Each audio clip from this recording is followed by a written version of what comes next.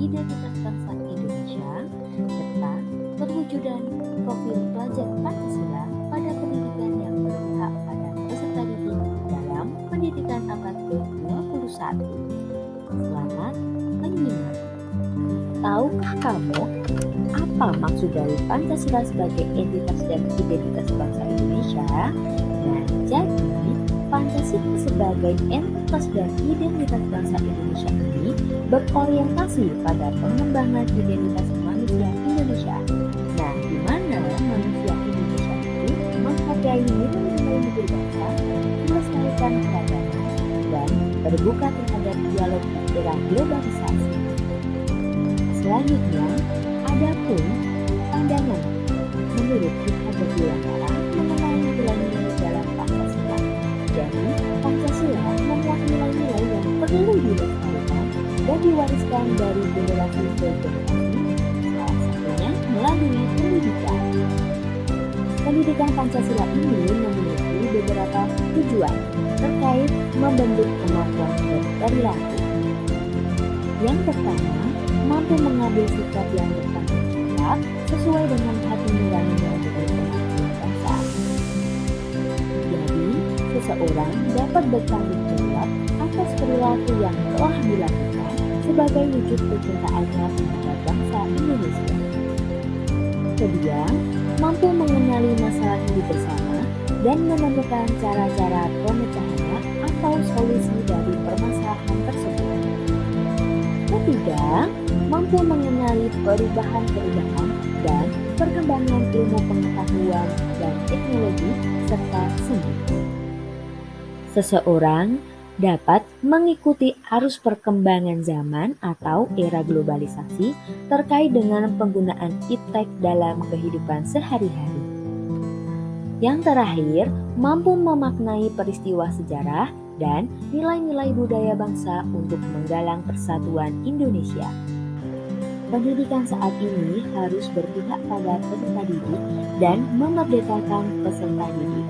Maksud dari pendidikan Pancasila yang berpihak pada peserta didik yaitu melalui pendidikan yang berdasarkan pada nilai-nilai Pancasila, diharapkan generasi muda bangsa Indonesia mampu mengembangkan life skill untuk kemajuan bangsa yang memiliki rasa tanggung jawab, pemecahan masalah, dan dapat menganalisis terhadap masalah-masalah yang ada. Pendidikan dalam bingkai nilai-nilai filsafat Pancasila ini juga membentuk karakter dan keterampilan pribadi dan individu, karakter akademis yang rasional dan kolaboratif, karakter religius yang menyatukan keragaman, serta karakter sosial yang empatik dan bersahabat. Nilai-nilai yang terkandung dalam sila pertama, kedua, ketiga, keempat, dan kelima dijadikan sebagai landasan atau dasar dalam memberikan pembelajaran pada pendidikan Indonesia. Penerapan pendidikan Pancasila dituangkan dalam penguatan profil pelajar Pancasila. Terdapat dimensi dan elemen dalam profil pelajar Pancasila.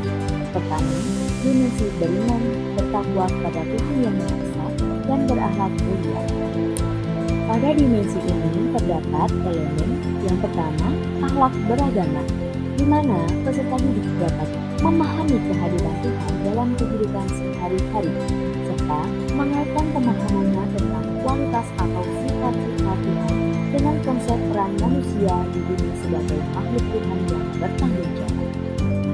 Kedua, akhlak pribadi. Peserta didik berani dan konsisten menyampaikan kebenaran atau fakta, serta memahami konsekuensinya untuk diri sendiri dan orang lain.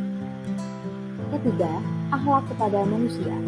Peserta didik dapat mengenal perspektif dan emosi atau perasaan dari sudut pandang orang atau kelompok lain yang tidak pernah dicintai atau dikenali. Mengutamakan persamaan dan menghargai perbedaan sebagai alat pemersatu dalam keadaan konflik atau perdebatan. Keempat, akhlak kepada anak. Peserta didik dapat memahami konsep sebab akibat di antara berbagai ciptaan Tuhan dan mengidentifikasi berbagai sebab yang mempunyai dampak baik atau buruk, langsung maupun tidak langsung terhadap alam semesta. Terakhir yaitu akhlak bernegara. Peserta didik dapat menganalisis peran, hak, dan kewajiban sebagai warga negara, memahami perlunya mengutamakan kepentingan umum di atas kepentingan pribadi sebagai wujud dari keimanannya pada Tuhan Yang Maha Esa. Selanjutnya yaitu dimensi berkebinekaan budaya. Terdapat beberapa elemen dalam dimensi berkebinekaan budaya, meliputi mengenal dan menghargai budaya, kemampuan komunikasi interkultural dalam berinteraksi dengan sesama, refleksi dan tanggung jawab terhadap pengalaman kebinekaan, dan berkeadilan sosial. Ketiga yaitu dimensi bergotong royong yang meliputi beberapa elemen, yaitu kolaborasi, kepedulian, dan berbagi antar sesama. Dimensi yang keempat yaitu dimensi mandiri. Terdapat elemen pemahaman diri dan situasi yang dihadapi dalam dimensi mandiri, di mana peserta didik dapat memonitor kemajuan belajar yang dicapai serta memprediksi tantangan dan akademik yang akan muncul berdasarkan pengalaman untuk mempertimbangkan strategi belajar sesuai. Selanjutnya yaitu elemen regulasi diri. Peserta didik dapat memahami dan memprediksi konsekuensi dari emosi dan pengekspresiannya dan menyusun langkah-langkah untuk mengelola emosinya dalam pelaksanaan belajar dan berinteraksi dengan orang. Kelima yaitu dimensi bernarasi diri. Elemen yang pertama memperoleh dan memproses informasi dan gagasan, di mana peserta didik dapat mengajukan pertanyaan untuk klarifikasi dan interpretasi informasi, serta mencari tahu penyebab dan konsekuensi dari informasi tersebut.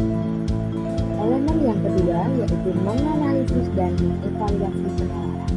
Peserta didik dapat menalar dengan berbagai argumen dalam mengambil suatu kesimpulan atau keputusan.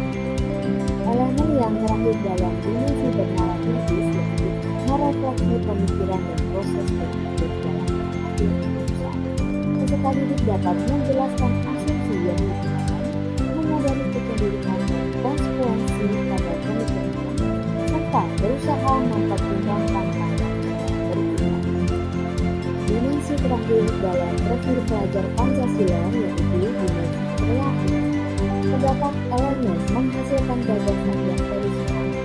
Jadi, peserta didik dapat menghubungkan gagasan yang ia miliki dengan informasi atau gagasan baru untuk menghasilkan kombinasi gagasan yang imajinatif untuk mengekspresikan pikiran atau perasaan.